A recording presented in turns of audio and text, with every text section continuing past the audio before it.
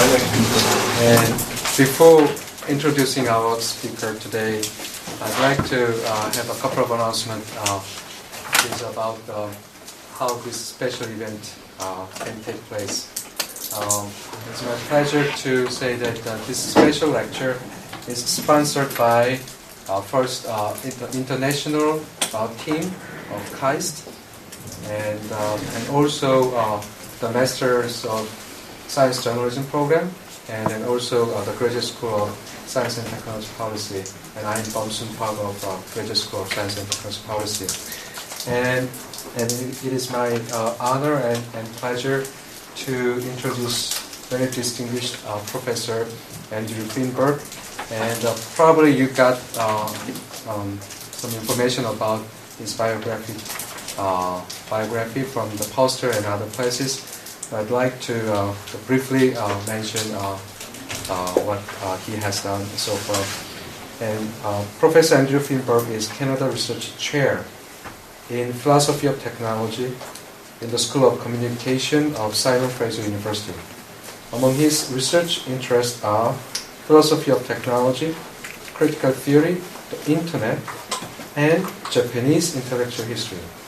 He is the author of many books, including Transforming Technology, Questioning Technology, Alternative Modernity, Heidegger and Marcuse, and Between Reason and Experience, and co-author of When Poetry Ruled the Streets, and co-editor of Technology and the Politics of Knowledge, Modernity and Technology, and The Essential Marcuse. And he has taught in many places, including Duke University, San Diego State University, the University of Paris, the University of Brasilia, is that the University of Brazil? Mm-hmm. and the University of Tokyo. And the second announcement I'd like to make is that he's going to give another talk, which is a public lecture tomorrow. It's going to be held in Creative Learning Building, room 401, and it's also open to everyone. And it's the contents will be a bit different, so that everybody can come and join. And please welcome.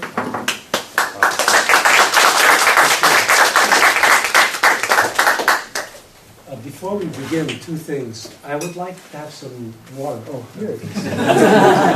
It's materialized.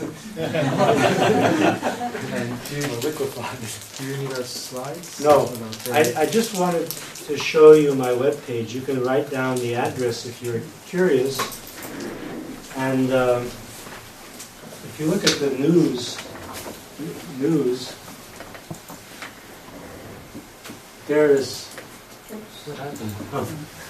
there's the lecture in a much longer, more complete form, so you could look at that if you're curious. Now, I think it's a good idea to turn this off so that I can see you. The light is so bright, I can see nothing. Great. Okay. Yeah, I have here some books with like Andrew, so I have here two books. The first one is Questioning Technology. The second one is Between Reason and Experience, just published in MIT Press. And I have one journal edited by Andrew. It is a special issue in the Information Society. So I will press them out, so you may just look at the books. Also, I have two books, and so a sample of his books. Okay, so I'm going to read this lecture, and then we can have a discussion afterward. It's called "The Mediation is the Message: Rationality and Agency in the Critical Theory of Technology." Critical theory of technology brings technology studies to bear on the social theory of rationality. This paper discusses this connection through a reconsideration of the contribution of the Frankfurt School to our understanding of what I call the paradox of rationality. That is, the fact that the promise of the Enlightenment has been disappointed as advances in scientific and technical knowledge have led to more and more catastrophic consequences. The challenge for critical theory is to develop this critique without romantic and anti-modern afterthoughts as a contribution to a progressive worldview. So the paper is divided into three parts, and the first part is entitled Rationality and the Critical Theory of Technology. In 1888, Edward Bellamy published Looking Backward, the most famous utopian novel of the 19th century. Bellamy's hero wakes up after sleeping for more than 100 years in a 20th century socialist society. All the institutions are explained to him as rational, that is, both just and efficient. Far from being regimented, Bellamy's socialist society is inhabited by highly developed and morally responsible individuals. In 1932, Aldous Huxley published Brave New World, the most famous dystopian novel of the 20th century. Huxley's heroes are persecuted nonconformists in another perfectly rational society. But this is a society of total administration. Huxley's dystopia has sacrificed justice and individuality to achieve stability and control. What happened to transform 19th century optimism into 20th century pessimism? Why did the 19th century foresee utopia and the 20th century dystopia? What transformed the meaning of rationality between these two centuries? Bellamy's utopia is organized around an industrial army in which workers enjoy equal pay. They are relieved of the most difficult and dangerous work by machines.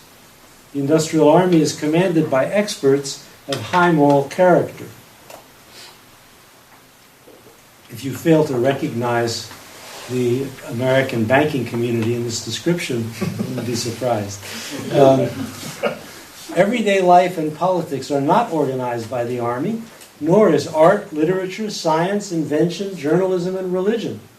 All these activities are pursued freely, without expert control, because they have no scientific basis, and hence no use for expert management. Bellamy's utopia is thus a bipolar society combining collectivism and individualism in ideal proportions. But this is precisely what did not happen in the 20th century, when the technical means were actually available to accomplish utopian ends.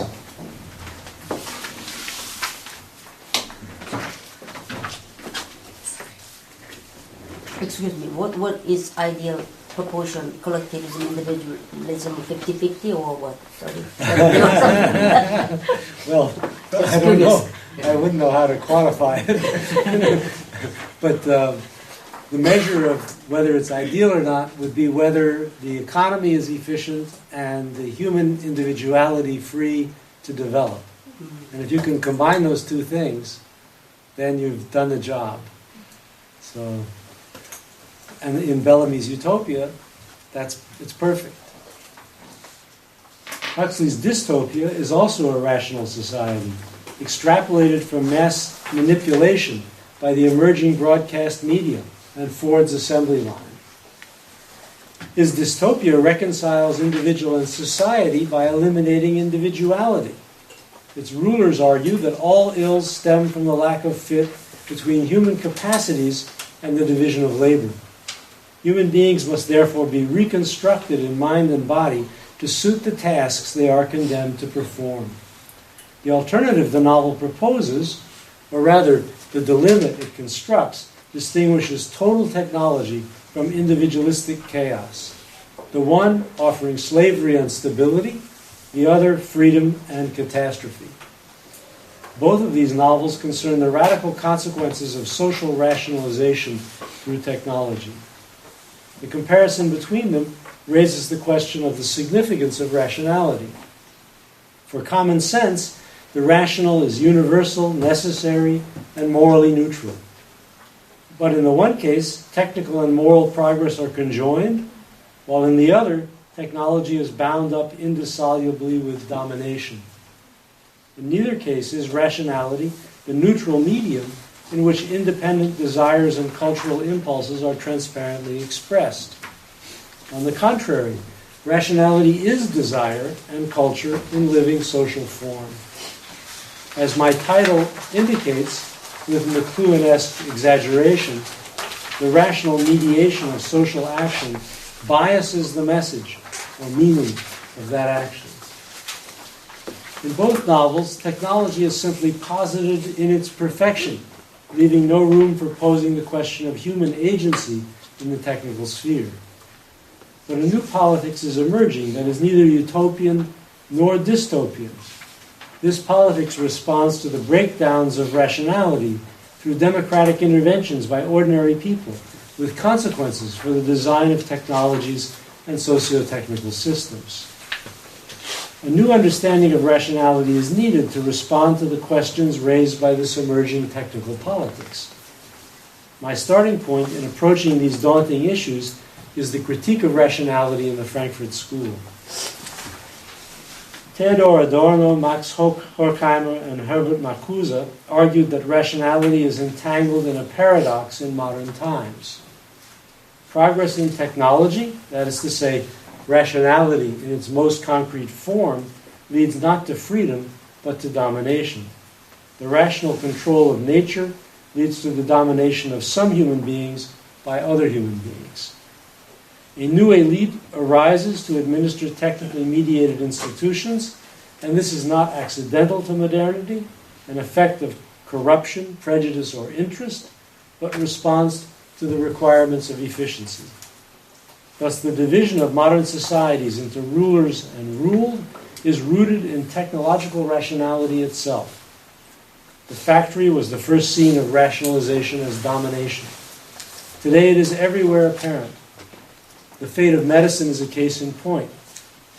It has been transformed from a craft based on the individual labor of doctors and nurses into a vast technical system administered through bureaucratic institutions and increasingly controlled by corporations and governments. So these philosophers were disappointed Marxists. Marx had relied on the spread of rationality to eventually render the working class immune to the ideologies that kept it in thrall. But this had still not occurred by the time the Frankfurt School first flourished in the 1930s. On the contrary, these philosophers witnessed the rise of virulent racist and nationalist ideologies. They did not despair completely, but held out little hope for the future. The Frankfurt School reverses the notion we inherit from the 18th century Enlightenment, according to which domination is overcome through progress in rationality. On this view, domination should recede as rationalization advances. This is what Habermas calls the Enlightenment project, but it seems to be failing. The failure has led to two critiques of rationality. On the one hand, a romantic critique of reason itself calls for a retreat from rationality in all its works. On the other hand, various forms of critical theory propose a rational critique of rationality. These two styles of critique imply different politics, and it is therefore important to distinguish them clearly. Romantic resistance to reason as such begins in the late 18th century, accompanied by idealization of the past. Literature develops the romantic critique by opposing passion to bourgeois calculation and social conformism. The familiar image of life versus mechanism captures the essence of the romantic critique. It's wonderfully depicted in Charlie Chaplin's movie Modern Times, where he's caught finally in the gears of the mechanism. This romantic critique implies a rejection of modernity. This critique appears to be verified by the 20th century catastrophes of reason. Wars, concentration camps, nuclear weapons, and now environmental disaster threaten the Enlightenment project. But it is difficult to believe that the full content and significance of rationality is exhausted by these disasters. Surely reason has underexploited potentials that can be mobilized in a self-critical approach, such as the Frankfurt School's non-romantic critique of rationality. There are no ready concepts for talking about the paradox of rationality on these terms. The fact that the progress of technology has gone hand in hand with progress of domination. That the existing technology favors this development is clear. But critical theory rejects an essentialist critique of technology as such. To understand the paradox without romantic subtext, we need a concept of social bias appropriate for the analysis of rational systems. The Frankfurt School intended just such an analysis, but it failed to develop the categories and methods for performing it. For example, Marcuse followed phenomenology closely in arguing that modern scientific technical rationality is intrinsically linked to domination, and he advocated a new science and technology that would treat nature as a subject. But he also rejected any regression to a pre-modern qualitative method in the study of nature. What his reform of science and technology was to entail remains obscure. Critical theory needs a clear and consistent approach to the bias of technology. This is a departure from the usual concept of bias, which is closely associated with prejudice and discrimination in social relations. But bias, in a less familiar sense, appears in other spheres as well. Is the word bias familiar to everyone? It's not a mysterious concept, okay. For example, because right-handedness is prevalent, many everyday objects are adapted to right-handed use. This too could be called a bias, but it does not involve prejudice.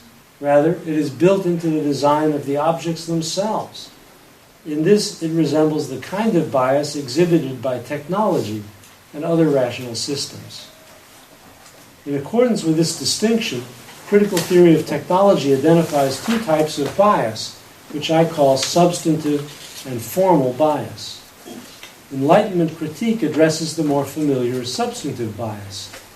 18th century philosophers were confronted with institutions that claimed legitimacy on the basis of stories about the past and religion.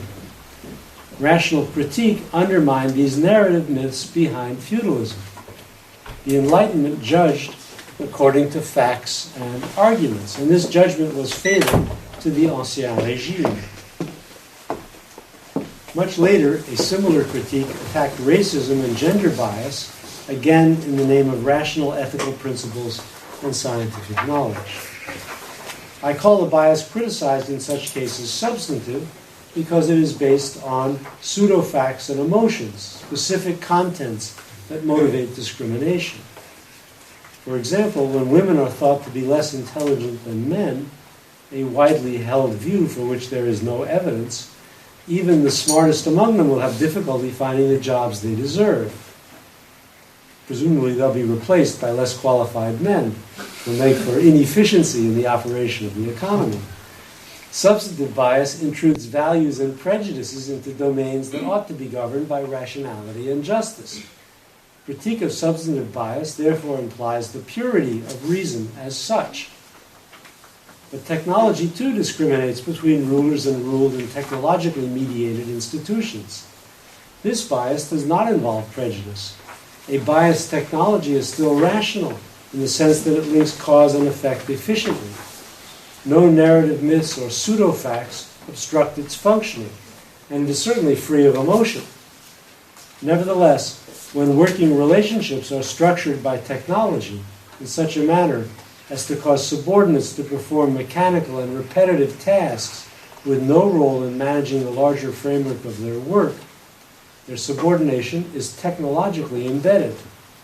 I call this a formal bias because it does not violate the formal norms, such as control and efficiency, under which technology is developed and employed. It doesn't concern the ends and goals, but just the formal properties of technology. In this respect, the formal bias of technology is similar to the bias of the market, which was the starting point for Marx's critique of capitalism. The market appears rational, but strangely, equal exchange leads to inequality. This inequality escapes Enlightenment critique because it is not justified by narrative myths, but by the exchange of equivalents. In the mid-19th century, two styles of critique emerged in response. The French anarchist philosopher Proudhon famously claimed that property is theft. In his theory, the market is treated as a fraud rather than as a coherent system. Marx was a more rigorous thinker. He realized that the critique of the market would have to begin with the fact of equal exchange rather than denying it. The origin of inequality would have to be found in the very rationality of the market. He proved this with an elaborate economic theory that I will not review here. The basic idea is that workers are paid what they are worth on the terms of the capitalist market exchange, but produce a surplus under the capitalist management of work. The problem is not primarily the unfairness of this system, but the larger consequences of capitalist management of the economy. With this argument, Marx showed that rational systems can be biased, and he extended this type of critique to technology as well. The methodological significance of Marx's analysis lies in combining the apparently contradictory notions of rationality and bias. This was precisely what the Frankfurt School was to do much later in its critique of technology. The point of that critique was not to blame technology for social ills, nor to appeal to technological rationality as an antidote to the inefficiency of capitalism, the standard Marxist view, but to show how technology had been adapted to an oppressive system. There are two familiar ways in which rational systems and artifacts are biased. In the first place, they may require a context for their implementation, and that context may have different implications for different individuals and groups. Consider the case of maps. A map may be a perfect representation of the territory, and in that sense highly rational, but it may also embody a social bias. For example, in the case of early navigation, when map-making was a necessary preliminary to the conquest of territory occupied by natives who themselves had no need of maps to get around. The second way in which rational artifacts are biased is through their design, as in the case of right-handed tools, or the market in Marx's theory. Artifacts and systems reflect particular interests through the role of powerful actors in shaping design.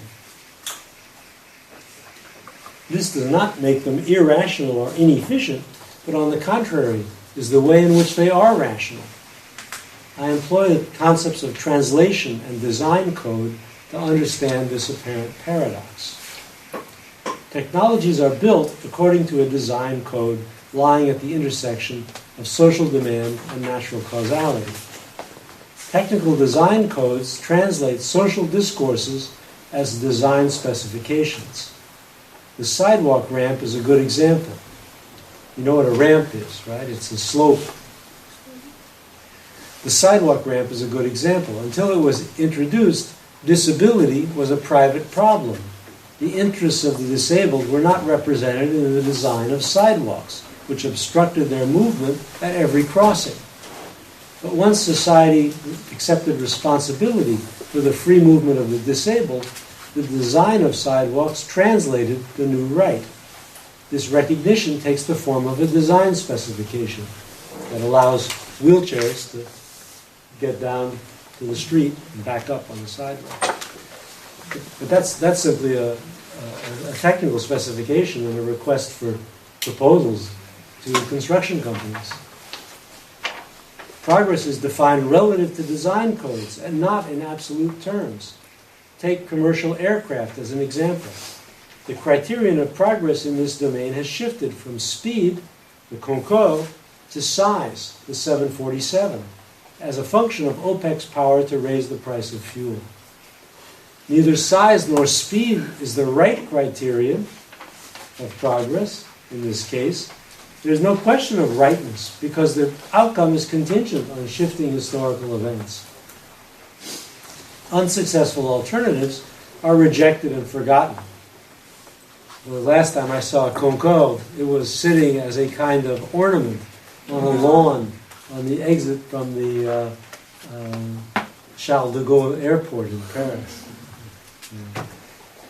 So an unsuccessful alternative is rejected. It's covered over by a kind of unconsciousness that makes it seem as though the chosen path of progress was inevitable and necessary all along. This is what gives rise to the illusion of pure rationality.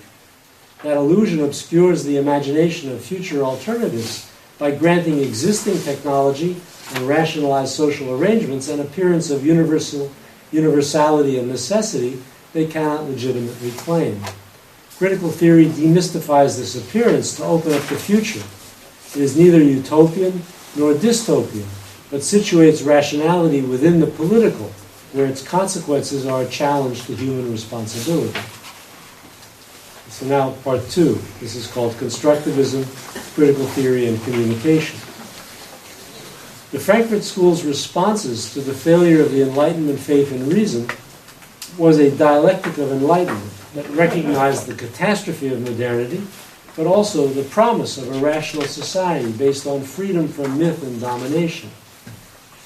The most significant application of this dialectic was to the development of mass society. The Frankfurt School's critique presupposed Kant's ideal of autonomous critical individuality, which Marx had projected onto the working class as class consciousness. But propaganda and advertising have succeeded in mobilizing whole populations through nationalism, racism, and consumerism.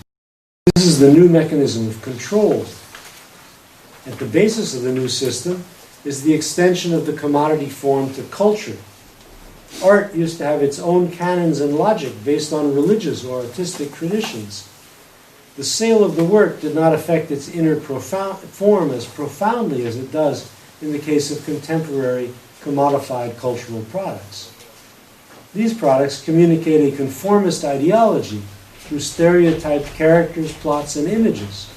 A new authoritarianism emerges in which accepting the facts established by power appears as the only rational response to reality.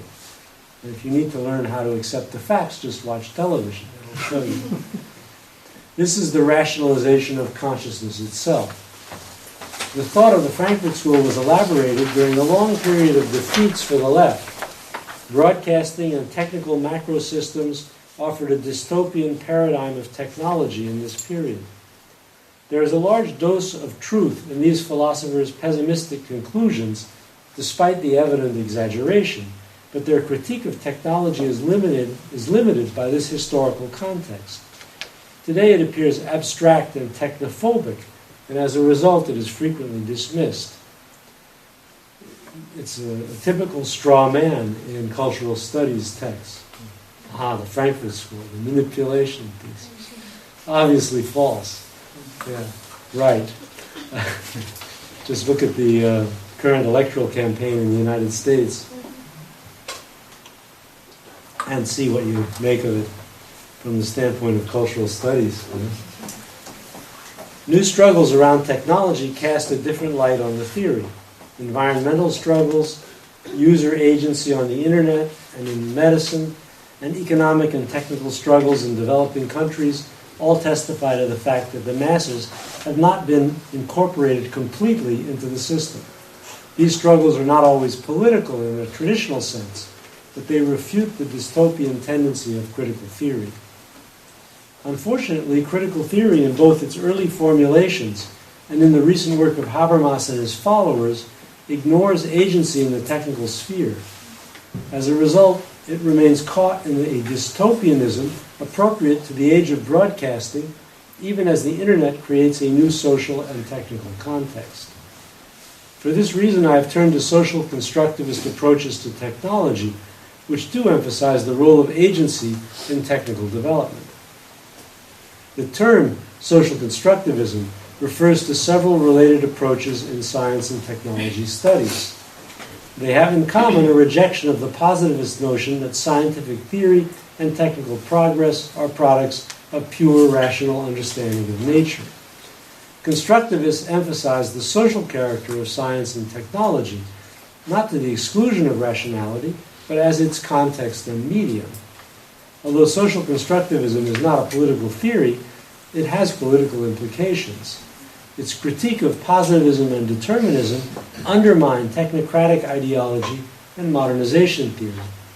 Placing it in the context of critical theory brings out these political implications.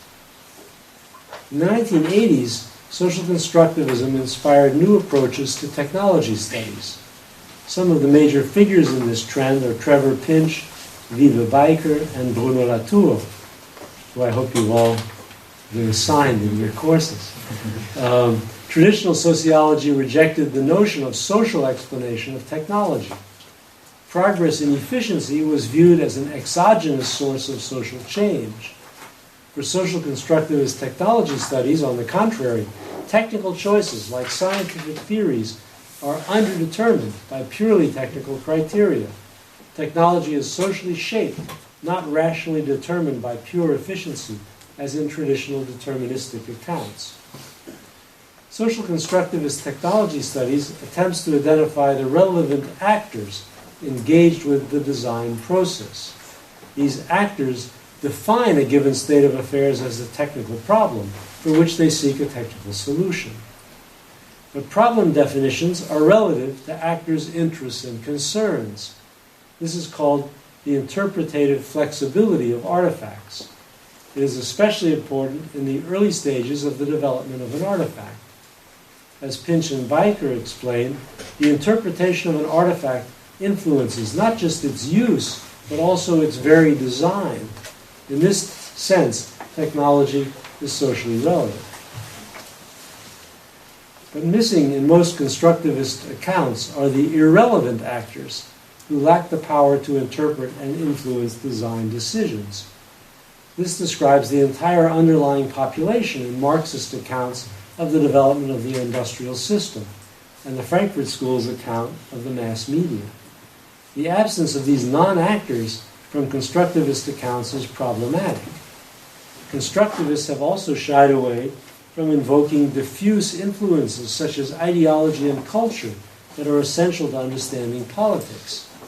Thus, constructivist insights must be supplemented by other methods to gain a full picture of the significance of technology. This is certainly the case with the Internet, a technology that is still at an early stage in its development.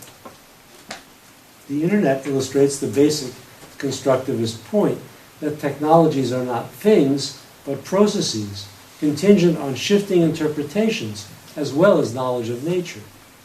Since the Internet is not a finished product, but is still incomplete and evolving, it is impossible to fix its nature once and for all, and to praise or damn it for qualities it may very well modify or lose in the near future.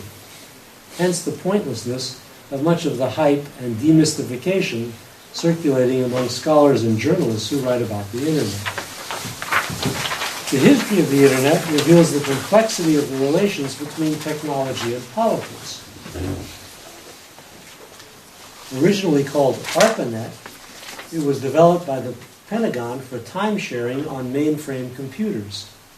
It was intended to ameliorate scientific communication for defense with an information exchange and calculating service.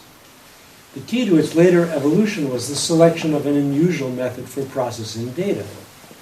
Telephone companies controlled their networks by managing data flows on central computers. But the Internet protocol required every computer attached to the system to manage its own data. No centralized control over the system was necessary or possible. Frequent user innovation has been an unanticipated consequence of this approach. The Internet went public in the 1980s, and the web made it popular in the 1990s. At this point, the scientific model of free information exchange came into conflict with corporate interests, while all sorts of communicative applications developed rapidly on the now public Internet. This multiplicity of actors and their interpretations yields alternative models of the Internet, none of which has yet achieved closure. So some people thought the Internet was for finding data, other people thought it was for making money, and other people thought it was finding dates. The various interpretations of though these are different problems and they imply different technical solutions. The various interpretations of the Internet reflect ideologies, conceptions of society. The struggle between them implies different social visions, ultimately different ways of life embodied in design, not simply different uses of the same technology. Three coexisting models compete and complement each other today on the Internet. An information model stems from the original actors in the scientific community. The consumption model responds to the needs of business. A community model introduced by lay users has transformed the internet into an innovative social phenomenon. Under the policy of network neutrality, no one type of data can be privileged and given extra bandwidth at the expense of other types. This has prevented powerful actors in business from turning the internet into another broadcast medium at the expense of its communicative functions. The significance of the community model appears clearly in the light of the Frankfurt School's critique of the mass media. The essential point of that critique was the effectiveness of broadcasting in promoting a consensus favorable to the ruling interests. The internet weakens consensus by introducing unconventional viewpoints and making them visible to a large audience at no cost. The internet revives a public sphere of discussion and debate, more nearly resembling the public sphere that existed before broadcasting. The manifestations of creativity on the internet have led to new ideas about intellectual property, most effectively implemented by the free and open source software community.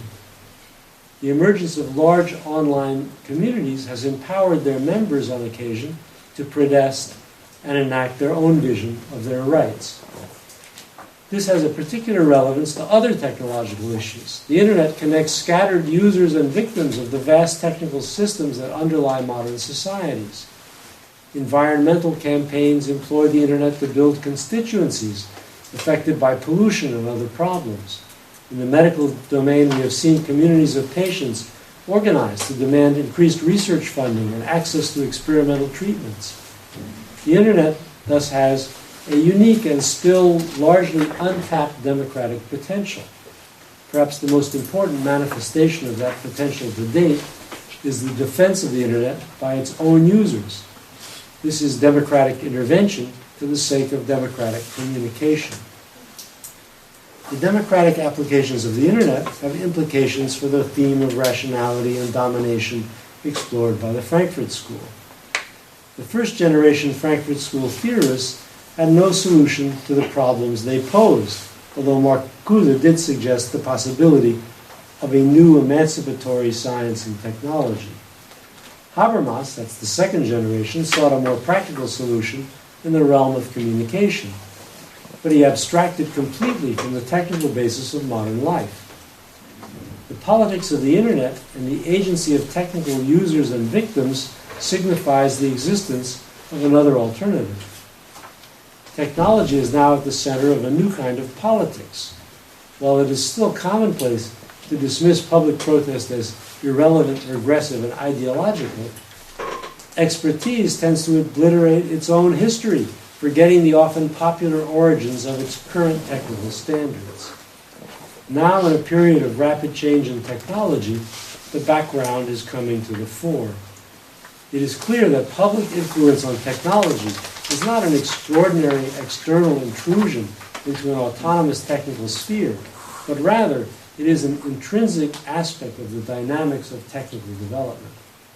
The technical sphere must be redefined to include the experience of users and victims, as well as the knowledge of experts.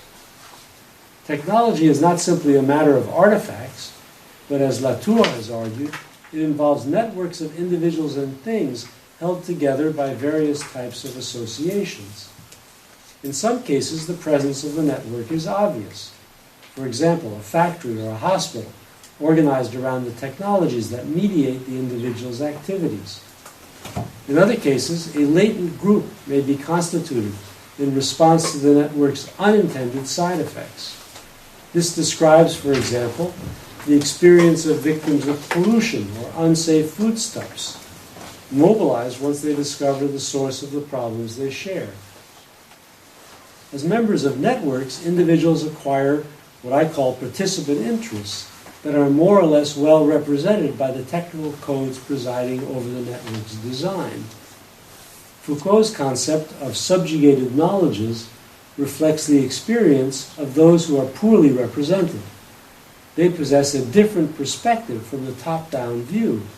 This perspective can inform resistances based on interests slighted by the dominant design. Insofar as technical codes are more or less representative in this sense, they are political, and interventions by actors into their formulation are political interventions. Where struggles yield new meanings that feed back into technological development, they affect design and technical disciplines. In such cases of public action around technological issues, rationality and values come together in the incorporation of interests into revised technical codes. So that's the example of sidewalk ramps as a perfect case in point. The conclusion of the argument over rationality is neither relativist nor absolutist, but instead involves interaction and dialogue between reason and experience, technical disciplines, and everyday life. The effect of these interventions is to limit the autonomy of experts and to translate new values into regulations and codes. This is what I call democratic rationalization. The term is an apparent oxymoron. Rationalization comes from Max Weber's theory, right? In Weber, rationalization means calculation and control and is implicitly linked to top-down management and administration. Weber assumed uncritically that organization in a modern society requires strict regulation from above. By excluding democratic or cooperative control a priori, he condemned developed societies to an iron cage. But democratic rationalizations bend the bars of the cage. Could you give one more example of oxymoron? An oxymoron would be a contradiction in terms. Good grief. Good grief. Happy sorrow. Yeah. John Bush, right? I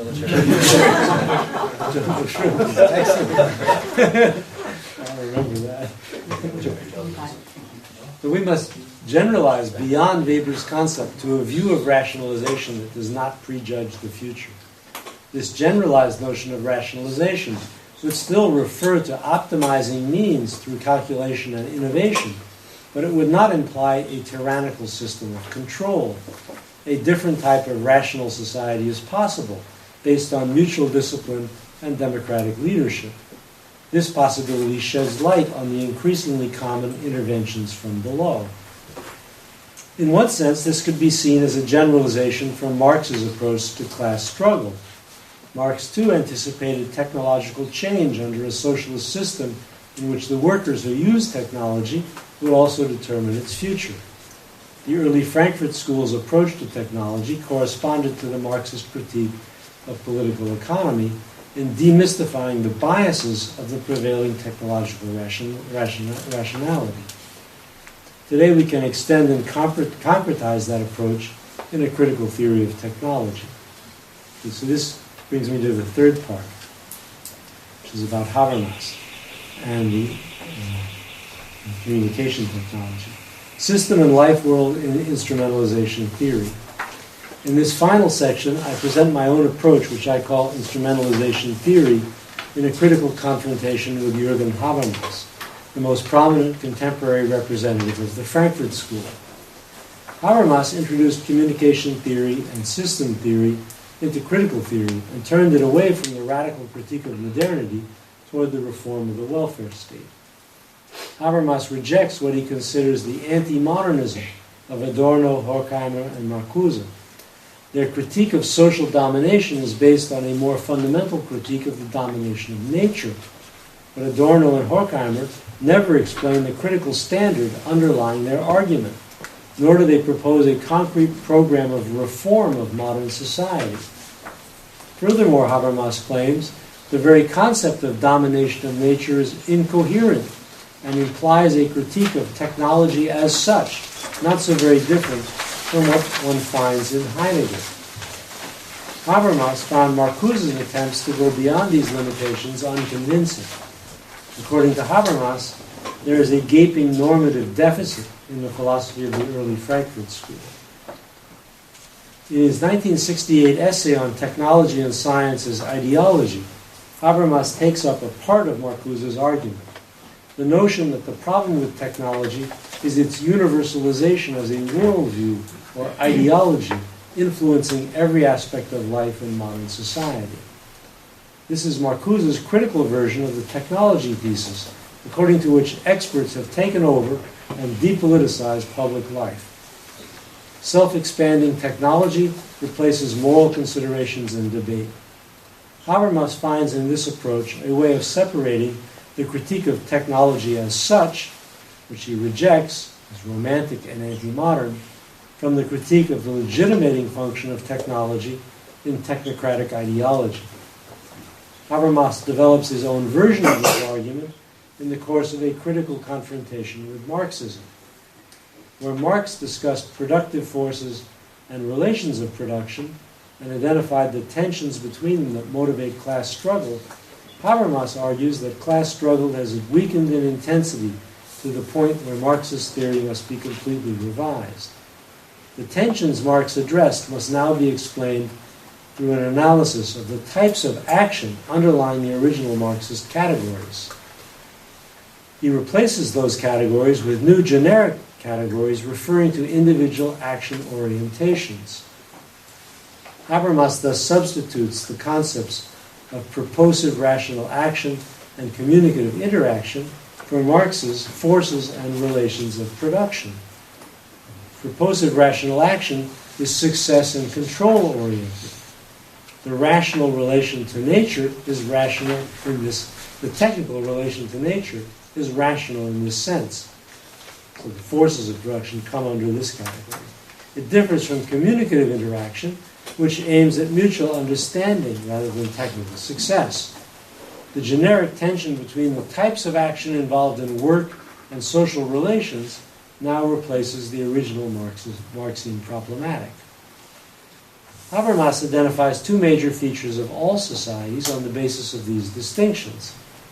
On the one hand, every society has an institutional framework based on systems of meanings, practices, and expectations established by communicative interaction. On the other hand, there are technical subsystems which contain the knowledge, practices, and artifacts that enable the society to produce the goods required for survival. The balance between the technical and communicative dimensions varies, but the institutional framework was always predominant until modern times. Habermas distinguishes two stages in the development of modernity, in each of which a different technical subsystem intrudes on the institutional framework. In the first phase of bourgeois society, the market penetrates everywhere and displaces the institutional framework as the determining instance of social life. The legitimacy of the ruling interests is established through their identification with the laws of the market. This legitimation fades as governments begin to regulate markets in the 20th century. In the post-war period, technology takes over where the market leaves off in organizing more and more of social life, and market legitimation gives way to technological legitimation. Legitimation is now achieved by identifying the ruling interests with the efficient functioning of the system. Depoliticization masks continuing domination and justifies a technocratic order. In his later work, Habermas develops an improved version of this theory. He realizes that individual action orientations do not a society make. The real problem is coordination among many acting subjects. Habermas distinguishes two different types of action coordination, characterizing the domains of life world and system. These now replace the institutional framework and technical subsystems of his earlier work. In the new theory, coordination is achieved in both domains, but in different ways, through mutual understanding in the life world and through systems such as the market, without much in the way of communicative interaction. The life world is essential to the reproduction of the individuals, but it is incapable of managing the institutions of a large-scale modern society. For that purpose, more impersonal and quasi-mechanical forms of interaction are supplied by systems of economic exchange and administration. These systems are self-regulating and require no collective agreement, but only stripped-down and conventional responses such as the typical dialogue involved in making a purchase. Modern societies depend on the effectiveness of systems at unburdening the life world of excessively complicated tasks. Technocracy is now redefined as colonization of the life world by the system. The outcome depicted in Brave New World threatens, but unlike Huxley, Habermas does not despair.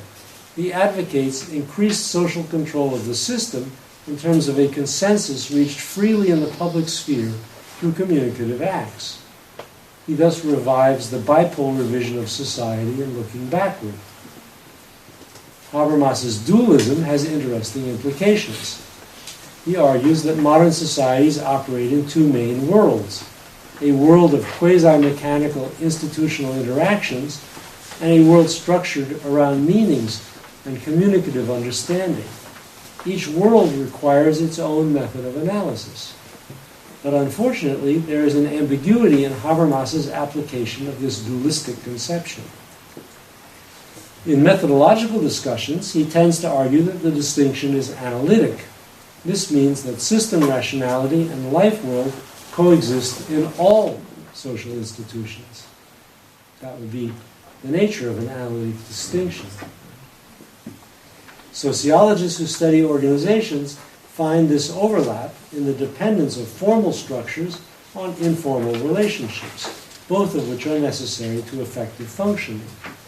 Similarly, economists who study the effects of taxation on incentives for spouses to work illustrate the penetration of system rationality into the family, an institution that is primarily the scene of communicative interaction. But it is not easy to apply the colonization thesis on this interpretation, since system and life world are always already interpenetrating each other. How does one colonize the other? Habermas evades this question by tacitly identifying system and life world with separate institutions, such as the economy and the family. But this risks neutralizing the system as a sphere of pure rationality. It's no longer social. The market, for example, appears to be a self-regulating system based on economic relations rather than social choices. It can be limited from the outside, but within its range it operates according to its own laws. Similarly, technology can be employed for one or another socially determined purpose, but its workings and developmental path seem to be science-based rather than socially based.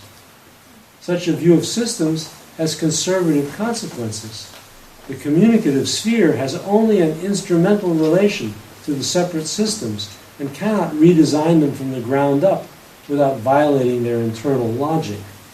This is what Habermas would call de-differentiating society. It's regressive, back to the Middle Ages. To escape these problems, it is necessary to stick rigorously to the idea that system and life world are a cross-cutting analytic distinction throughout all the institutions of modern society. Only then is the theory adequate to the task of understanding and criticizing formal bias. I therefore propose what I call a double aspect theory of systems, according to which they are traversed by the social conditions of their design and configuration. Life world and system are not social spheres, but overlapping perspectives on the social world. Such a theory can encompass technology along with the markets and administrations analyzed by Habermas. I call this approach Instrumentalization Theory. In this theory, the causal aspect of the system level is called the primary instrumentalization, and its social dimension, the secondary instrumentalization. As applied to technology, the point of the distinction is to show the relation between two fundamental aspects of every functional artifact: causal structure and life-worldly significance. The primary instrumentalization is an imaginative relation to the technical affordances of natural objects. It functionalizes the object. Functionalization involves decontextualizing elements of nature in order to isolate their useful properties. The decontextualization is accompanied by a reduction of the object to just those aspects to which it can be incorporated into a device. Every technical insight involves these operations, by which a natural object enters the social world through its practical affordances. Grasping a stick in order to extend one's reach to a fruit hanging from a high branch is a very simple example. The action depends on causal perceptions and reasoning. Modern technology assembles huge numbers of such affordances in coherent patterns to accomplish goals that go beyond any individual's needs. The logic of such assemblages is not exclusively technical. It is constrained by causal principles. Only an assemblage that works is built. But there are an infinite number of working combinations available. The secondary instrumentalization determines which ones are realized. They cannot simply remain in the form of a bright idea about affordances, but must be brought within the scope of the system of meanings that make up the way of life of the society. This opens up some possible designs and forecloses others. The reduction of the object, which strips it bare of connections, is compensated too, as its design is mediated by ethical and aesthetic values. This is the life-worldly significance of the technical. It situates artifacts in the way of life to which they belong. Technological design combines both levels seamlessly, and both are necessary. Apart from the simplest technical actions, the construction of a device is always a social act involving a secondary instrumentalization. The instrumentalization theory offers a framework within which to analyze the imbrication of the technological system and life world. The two instrumentalizations refer to different aspects of artifacts and their users, but these are aspects only, not separate spheres able to exist independently of each other. This is crucial. Unlike Habermas's system and life world, here the aspects are only analytically distinguished, each reflecting the other on its own terms. The fact that modern societies are able to abstract the functional level of artifacts and to construct technical disciplines on that basis masks this essential social dimension. The abstraction certainly has consequences. It makes modern technology possible, but it does not actually eliminate the social. Recall the example of the sidewalk ramp discussed earlier. The ramp's causal properties are describable on purely technical terms in a specification, but that specification also represents the rights of the disabled technically. That is its significance in the life world. Social criticism must address the design and configuration of technical systems. The instrumentalization theory offers a critical approach to technology without technophobia. It uncovers the politics of design and concretizes the connection between the domination of nature and the domination of human beings on which the first generation of the Frankfurt School focused. But it also identifies the breaking points at which technologies can be reconfigured to serve democratic purposes. Okay, so that's the end. And now floor is open and it's going to go to questions. Thanks for your excellent presentation. I'm just wondering how the East Asian intellectuals or socialists or philosophers respond or accept your new critical theory of technology, because they live in a very different world. And I think your analysis of the rationalities or technology are based on Western societies, Western history. And we are living in a very different world. Mm-hmm. So, for example, one of the words you employ in this paper most often is the rationalities. But when the English word or West German or French word translated into Chinese word, for Chinese, Koreans, and Japanese, I think its meaning also changed a little bit. Well, I'll give you another example. So how? You mentioned Huxley's Brave New World. Yeah. I read it when I was young. Yeah. And the movie, Brave New World, was broadcast in, I think, in the late 1970s or early 1980s, when the military government ruled South Korea. So I believe Brave New World was not for many Koreans or East Asians, but did not always mean dystopia. as you described. What, you mean it looked better than the existing military Yes. dictatorship? At least. And there are many good points. So my point is that your description or your analysis or your argument are almost wholly depend on your experience as a Westerner. And I'm just wondering whether the critical theory of technology and how East Asians accept or respond to your critical theory of technology. Well, I guess I'd be willing to believe that the presentation that I made relies very heavily on Western experience. Perhaps dystopia and utopia are not categories that have any basis in Asian culture. Although I find that hard to believe. But it's possible that there's just no resonance in those terms. But rationality is not up for grabs. I mean, there's no... Chinese people, Korean people can't decide what rationality is. We know what it is institutionally because we have scientific disciplines, we have technical disciplines, we have administrative codes, and those are implemented very much in very similar ways, not identical, but very similar ways all over the world. So the word rationality refers to those systems. And those systems have similar consequences everywhere. So I don't see how this is an effect of, global civilization. I don't see how it could be so remote from the experience of Koreans. You have a government, it has a bureaucratic structure, orders are passed down the chain of command. As they go down, people, they deviate as best they can, they try and protect themselves. They do exactly the same things people do in the United States or in England. I don't see that there's a fundamental difference with technology, right?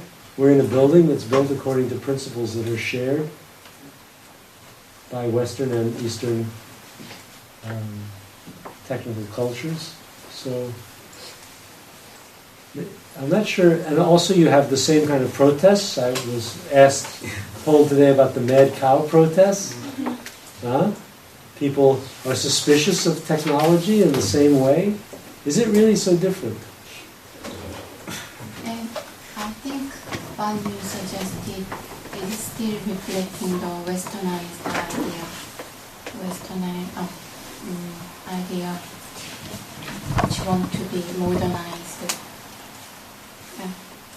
I think the people, the Eastern Asian peoples wanted to be modernized, and in the sense they want to such a system, and I think it is not reflecting the Korean culture and Eastern culture. Still, it cannot reflect the Eastern culture.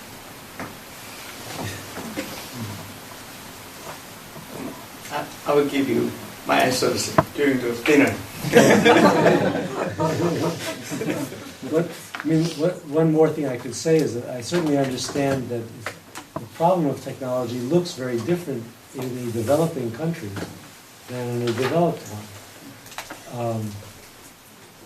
In a developing country, the benefits stand out, and the disadvantages seem small in comparison. In a developed country, people are much more conscious of the risks and dangers.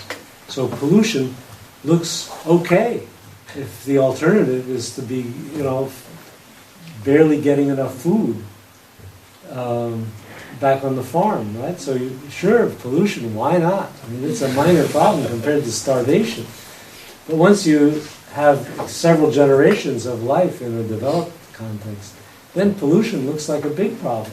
And in fact, it gets a lot worse because there's so many more people polluting.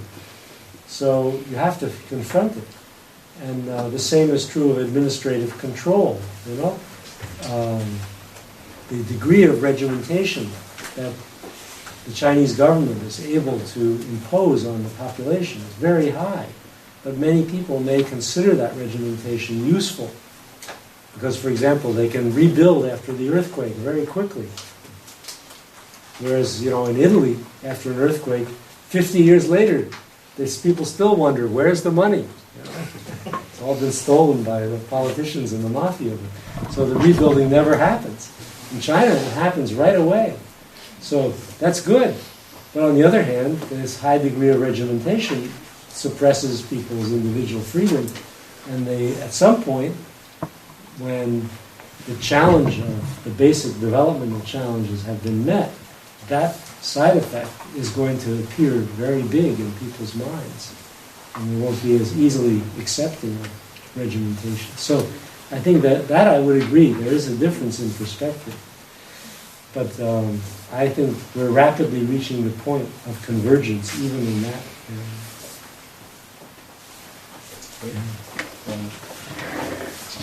Well, thank you for your talk. First, I would like to say that I really enjoyed reading your paper with Maria Bakardieva, Nuclear Implication of the Internet, and that actually is connected to your talk today, I think. My question is about the strength of Habermasian conceptualization of life world and the system.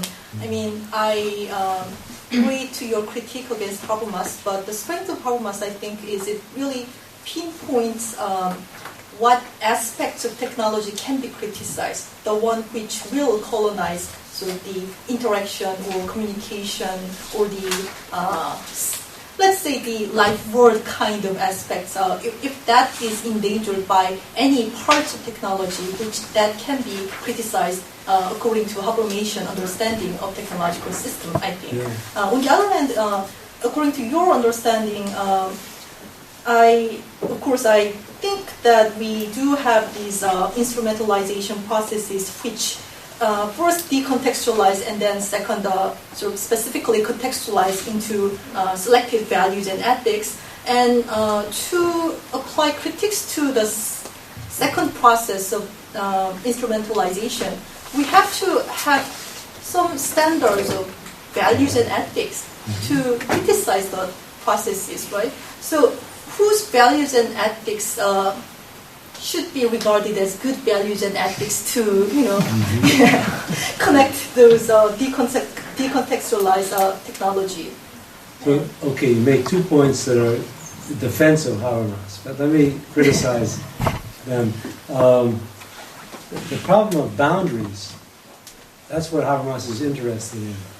The boundary of the system, right? Confine it within its proper place so that it doesn't overflow into the life world. That's the way he thinks about the problem. So he's critical where, for example, the family is subverted by legal intrusions into family life that are inappropriate, right? But that leaves untouched the market, the production system. He doesn't say, for example, that economic production has been colonized by the system. Economic production, he accepts the way it is as the normal way it should be. But then if somebody says, well, what about the possibility of democratic control, some kind of democratic control of management? His response is that's de-differentiating. That's an inappropriate intrusion of the life world into the system. But I think that democratic control of management is a good thing. I would like to defend that idea. And I have no basis for defending it in Habermas. And this is because design is not part of it. Right? He doesn't have a theory of design. There's no... Now, I would like to use the concept of formal bias to be able to argue against even the most efficient operation of a dictatorial management process.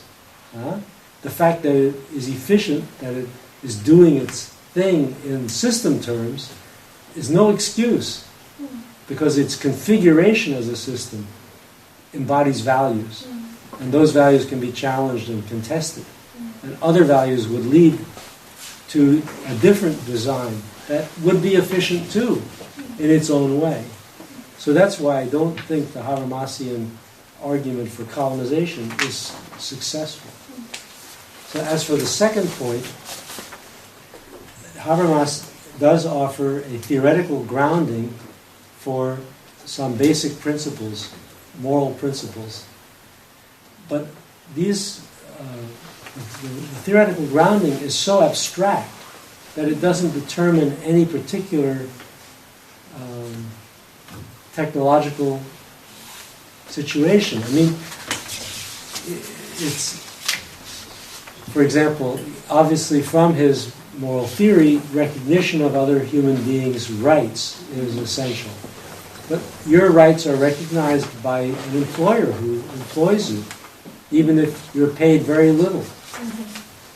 Well, on what basis can you protest?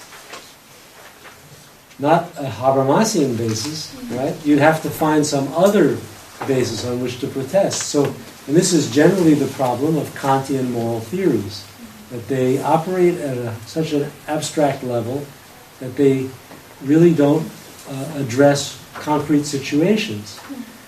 So, of course, it's not useless. I mean, slavery, for example, is excluded by Habermas's theory. But wage labor is not excluded or in any way challenged by it. So, if you want to challenge a system based on wage labor, you need another approach. So the other part of my answer would be social movements where you can see another way to ethics, not from the top down, but from the bottom up, where you can see protests that emerge from the failure to represent interests and rights of ordinary people. You can there argue that this is an important ethical advance, that this stands, for example, in the case of wheelchairs and sidewalk ramps. Right? This was not derived from ethical theory, it came from protests of individuals. So, and then it's true, we can reconstruct after the fact in Habermasian fashion the rationale. In that case, it's a matter of right, of moral right. So it's easy to use Habermasian terms to reconstruct those protests. But in many cases, what people are protesting is not about rights, but about interests. For example, the introduction of communication to the internet and the defense of communication against business, which wants to get rid of network neutrality and turn the whole thing into a big television. That's rooted in an interest. It's very difficult, I think, to argue on a purely rights-based standard that people should have the right. Why should they have the right to communicate with each other on the internet? You know, why? So you need other ways of thinking that are more bottom-up, I think, in order to... That's why I think Foucault's theories are interesting and useful for the purpose of developing the democratic critique of technology. See, on the second page, my starting point in approaching these daunting issues, you call it daunting issues. Is it that daunting? Because I was wondering. Well, if you think it's easy, then you are a very powerful person. The issue of rationality in modern society and how to criticize it, the problem of domination in modern society, and how it relates to the democratic promise of the Enlightenment. These seem to me daunting. I try my best, but I don't promise much. But not many people, not many scholars touched upon this. There's been quite a bit of reflection in the last 30, 40 years. on the fact that we're not getting what we bargained for from all this rationalization process. That we're not getting the liberation that we expected. We're not getting the good life. Something else is happening. So, in different ways, different writers have tried to understand why the outcome is so different from the promise. Yeah. Professor Fisher. Can I just ask, really for my own, to help my own understanding of this? Yeah. You said that we can't rely on something like class consciousness to raise the individual or a group to the situation which they can challenge the kind of embodied rationality of technology. Okay, can you tell us more about the process, what the process is? And you've talked about the individual. Okay, well, can you tell us a bit more about how that process works? Well, I don't have a like Marx's. There's no chapter in my work which explains how it's all going to end. I think that would be very daring. But I think what we can observe is a shift from passive acceptance of expert administration, of technocratic administration, to much more contestation and conflict around technical issues, and the emergence of varieties of solutions. The issues are in the newspaper every day, right? All you have to do is open the newspaper, and there are technical problems being discussed. The technology is entering the public sphere. And that's an amazing phenomenon, if you have any historical perspective. Sure. So then the question is, what does it add up to? Well, at the very least, it probably adds up to no brave new world. But I think in a sense, you could say that what Marx did was to extrapolate from the first version of technical politics, which was working class resistance to the organization of the factory and the Industrial Revolution.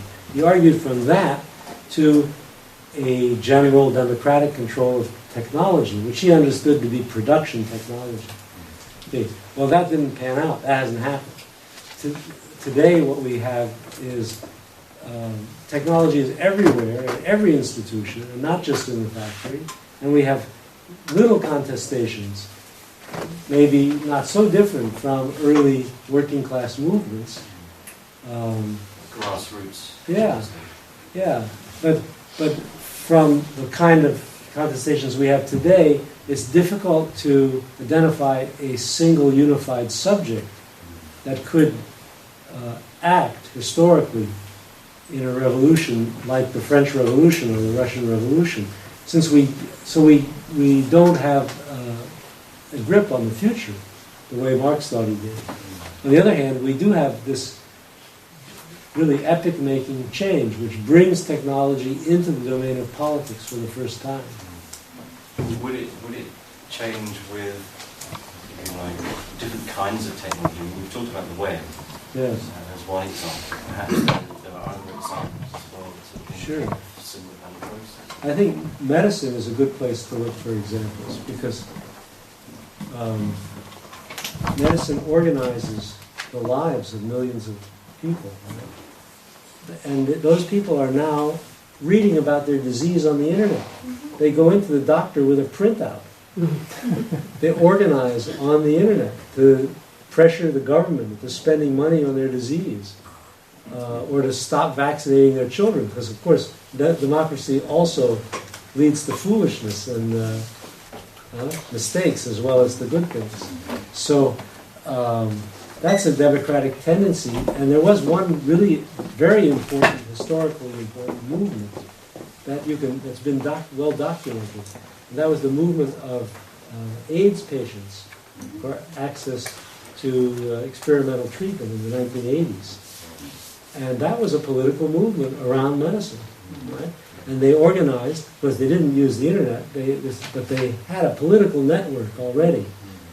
people didn't require the internet to get political. It's just that it makes it easier for dispersed groups to coalesce. But they're the only group of patients who were able to really organize before the internet, because they already had a political network based on their civil rights struggles. And so they deployed that then in the medical sphere. And that was astounding. And that's one of the big influences on my theoretical conception, is that movement. Professor, I'm still wondering whether your democratic rationalization, whether that's a description of what have happened, or what can happen, or what should happen. Mm-hmm. It's always a little bit confusing in your work that you always give these examples here and there, but sometimes I wonder whether that can be a those occasions can be occasions that can be generalized. Now the technology is globalizing, and you also mentioned when you talk about social constructivists, there are irrelevant actors. I think in our technological society there are more irrelevant actors who are only influenced but has no voice. Yes. So I can agree that it is possible that democratic rationalization can happen at some degree, at some place, but I wonder whether they could overcome the problems that was pointed out by these pessimistic thinkers. Yeah, that's a good question. First of all, there's no way to really predict what will happen. We know that there will be occasional struggles, public struggles around issues involving technology, and that these struggles will often have significant effects on policy, on design, on innovation. But we don't know if these struggles will become so general and so frequent that they will eventually transform the society. Say, for example, produce some new version or equivalent of what we conceived as a democratic socialist society. We don't know if this is possible. But I have a different way of looking at it. When things are ubiquitous, you don't think about them anymore, right? It's so obvious that the purpose of the internet is for us to send emails and go onto Facebook that no one thinks about how strange that is, how odd it is that happened, that this tool that was invented for time sharing on mainframe computers by the American military should end up as a device for us to communicate. This is truly odd. And so history, of course, is full of strangenesses like that, right? But you tend to sort of smooth it out. When you look back, it seems that, well, it's obvious that this is what it had to become, but it isn't obvious at all. And it became this way through interventions that were not planned by the Pentagon. The first email program on the internet was put on there for fun by an engineer who was working on the project, a young engineer who just thought it'd be fun. There was a file transfer program, and he just tweaked it a little, and it turned into an email program. Instant messaging was first widely used in France before the internet, and it was introduced by hackers. It wasn't part of the system, but there was on one system, there was a way for the system administrators to send a message to everyone who was on, and somebody hacked into it and used it to send messages. And then pretty soon, everyone in France was sending messages to each other. And this system, which was invented for information age distribution of knowledge to the population to make them ready to participate in a postmodern, post-industrial society, right? Suddenly turned into an electronic singles bar. So this kind of phenomenon, you see, has such huge implications that it becomes invisible. And I think occasional interventions like this are going to happen, whether or not the system evolves into some radically different system. These kinds of interventions will continue to happen. And they shape the environment on a scale that's so out of proportion to the power of the individuals who initiate the changes that they're taken for granted afterwards. Professor, I'm reading the biography of Oppenheimer. Yes. Now, this I think this nuclear weapon was one of the trigger that shocked many philosophers of technology at the time. And now, that's that kind of disaster, like atomic bomb, that was made only by expertise in isolated places, and they planned it, and they made it, and it's still managed by a small number of expertise. Thank goodness. Yeah. It seems that there is no way for individuals to intrude into the management of this kind of things. But that's not historically accurate. The first people who made the bomb were scientists and technicians who were sworn to secrecy. But they were also citizens of the United States. At least most of them were. And as citizens, they felt they had responsibilities distinct from their technical role in performing this military task. So the first thing they tried to do was to stop the bombing of Japan through a petition that circulated only among people who were on the secret. Then after the war, they decided that they had to inform the public so the public could express its opinion. And so they organized magazines, they gave speeches, and eventually it took a very long time for people to understand that they were threatened by the bomb. That it wasn't just they who were threatening others, but it was a two-way street. When this view finally was prevalent, then disarmament became popular. So, of course, it's true that the bomb was always controlled by a very small military and scientific elite. What to do with it was subject to public pressures, and those pressures came from below. The governments were not interested in disarmament. There were movements of people, demonstrations, petitions, and opinion polls began to show that people wanted disarmament. And so there were negotiations. That's the political basis of the treaties, the SALT treaties, the nuclear test ban. I was part of the nuclear test ban. The test ban was put into effect because nuclear testing in the United States was sending fallout all over the country. And a biologist in St. Louis, where I spent most of my childhood, collected the baby teeth of children, the teeth that fall out. And he collected thousands of teeth and analyzed them, and he found strontium replacing calcium in the teeth. And so strontium-90 is a radioactive element that is chemically very, very similar to calcium. It's the next in the series.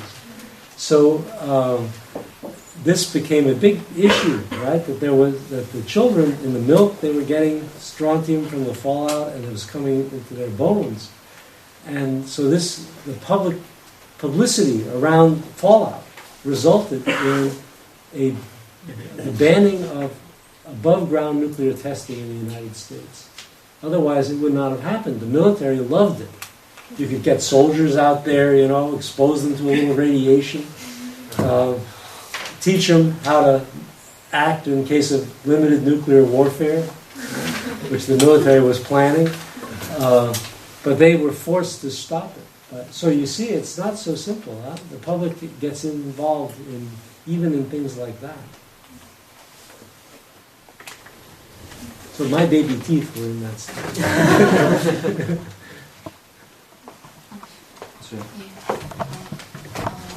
You're at the democratic rationalization sounds similar to the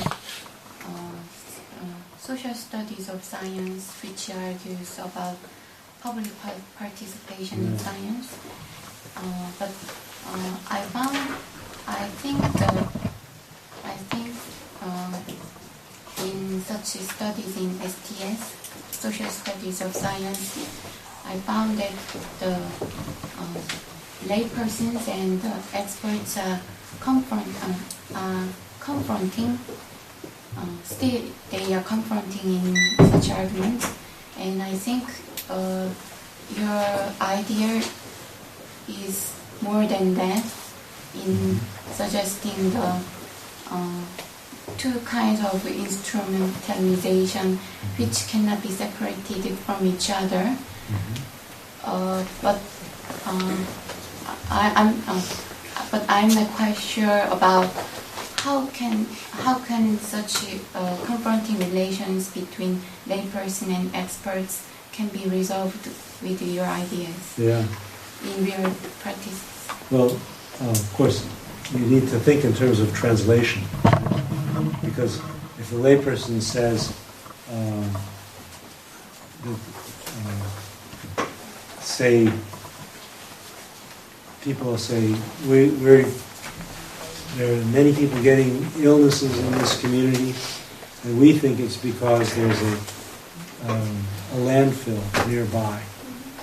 What's in that landfill? What kind of garbage is in there? Maybe it's poisoning us. Then this is a common, not an uncommon situation, right? Then this has to be translated into the terms of a technical discourse. You know, in that landfill, a certain chemical company dumped a certain chemical which is known to be a neurotoxin, and it's been found in the groundwater, and so there's a whole technical discourse which translates the complaint and gives it a rational form in the terms of science and government, so that action can be taken by those institutions. But you know, if there were no need for the complaint, because scientists and governments were so alert that every time anything went wrong, they were always there. Well, that would be wonderful. But that's not the world we live in, right? So then the question is there any cognitive content to the complaint of the community? It's not formulated in scientific terms. They don't know the names of the chemicals. They can't prove that they really do have a higher rate of lymphoma or something than they should. And yet they think they know something, right? I think that's a kind of knowledge. This is what Foucault called the subjugated knowledge, a connaissance assujettie, which is the knowledge of the underlings, right? The people on the bottom. They see the world differently. So in this case, maybe all that's happening is they see something first that any expert could have identified. But no one told the expert to go there, right? So it wasn't identified until these people developed their own kind of knowledge based on rumors, on intuitions, but still you can't just dismiss it because it's often right. Workers know so much that the managers never seem to take seriously, and then there's an accident, and then suddenly, the workers on that platform that BP built in the Gulf, they knew enough so that had their worries been taken seriously by the management, they would not have. So, but they weren't the, super scientific experts. They were guys who knew about cement and about. So, do you understand the? But I think rationalization in some part requires some kind of expertise. Yes. Then. But democratic rationalization requires both the experience of ordinary people and the expertise of scientific and technical personnel. The two must come together. And they come together through a process of translation. And sometimes scientists will help a community. For example, there was a company that wanted to put a toxic waste incinerator, an experimental toxic waste incinerator, next to the University of California in San Diego, where I was living. And the scientists from the university, the public didn't like this idea. They didn't like the idea of truckloads of toxic waste coming through their community to deliver to this incinerator, and the smoke from it landing on their community, and possible accidents, right? There are schools nearby and education institution like the university. They didn't like this idea. So there were people in the community who met up with people in the university who did things like study the way wind blows, and because it's important. If the wind would blow the vapor out to sea, that's not a problem. But if it blows it toward the university, so they formed a kind of alliance. On the other side, the company had its experts, right? So you can see there's two different lay groups: the company and its stockholders and their experts, the people and the university experts, and there's a communication process that takes place. It's a kind of negotiation. That's one form in which this can happen. Yeah. If I take a question next to yeah. Okay. Well, I'm going to ask. Okay. We won't go To take advantage of moderator. Well, in terms of daunting, I feel like your writings are always daunting, and I'm not quite sure whether I get every piece of your argument in the paper.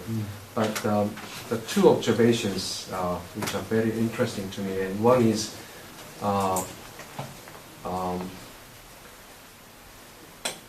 underneath of your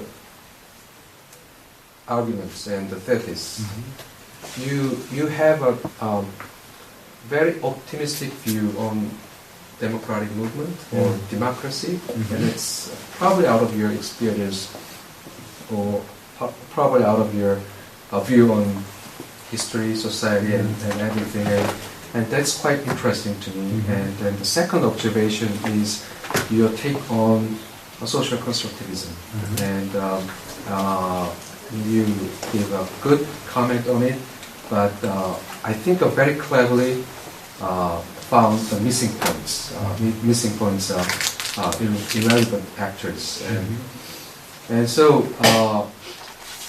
I'm just wondering how to identify irrelevant actors versus relevant actors. Is it always easy to make a boundary or make a identification? And the second is how to, if you can identify and isolate irrelevant actors, how to study them? I mean, how to give our all trust to them? I mean, overall, you gave in question and answers, you gave many examples of many good examples or positive examples that the mass or society or citizens will gave a positive outcome. But there are some cases where internet been used in a very ugly way, and a group of bloggers sort of twisted something, and these days there are a famous case of a singer whose academic credential as a graduate of Stanford University were being attacked over and over again, and so I'd like to basically I share with your optimism about the people, but sometimes what you call the irrelevant actors. They should stay irrelevant. Right. Yeah. So I'm just curious about your. Well, the way you find out about irrelevant actors is when they make themselves heard by protesting. Right? Then I think of it in terms of latent groups. Right? The technical network, we think in sort of Latourian terms. The network associates people and things,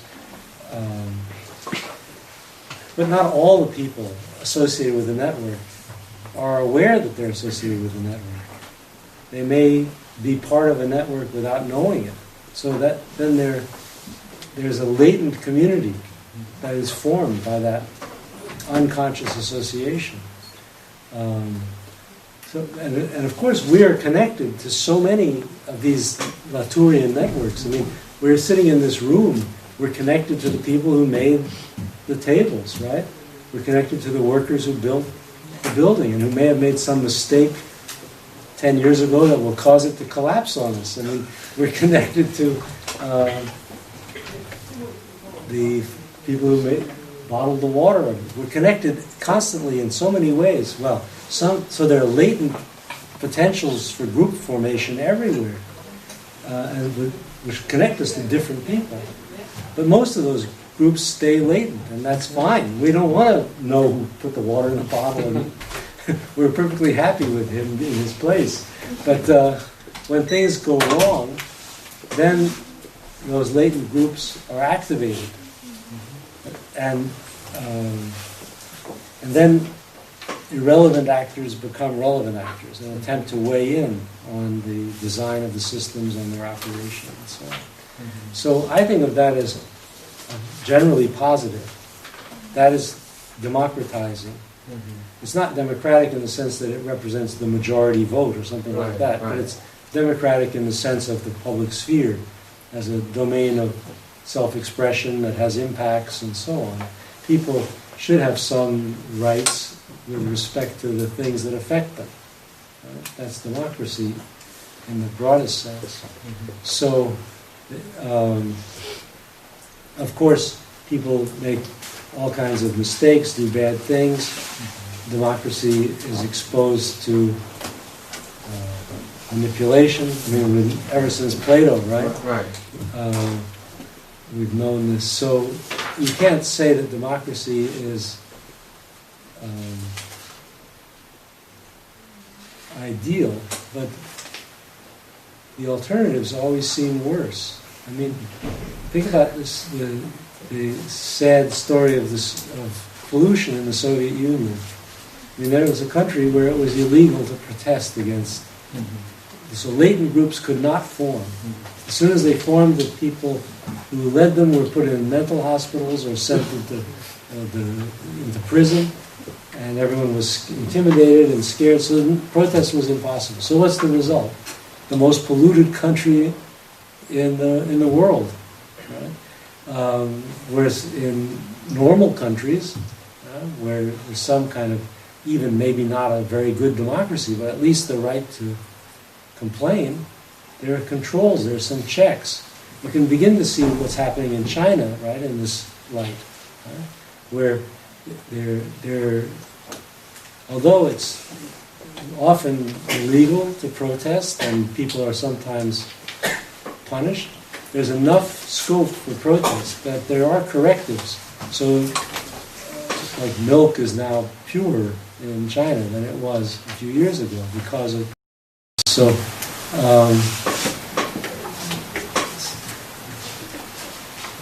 you can't poison people with impunity to the extent that you used to be able to any longer. Well, I mean, that's irrelevant actors, becoming relevant, latent groups being activated. It's really essential to the development of modern societies. The idealized image of this perfect technocratic elite that sees all the problems and solves them, and forget it. It's not what it's like.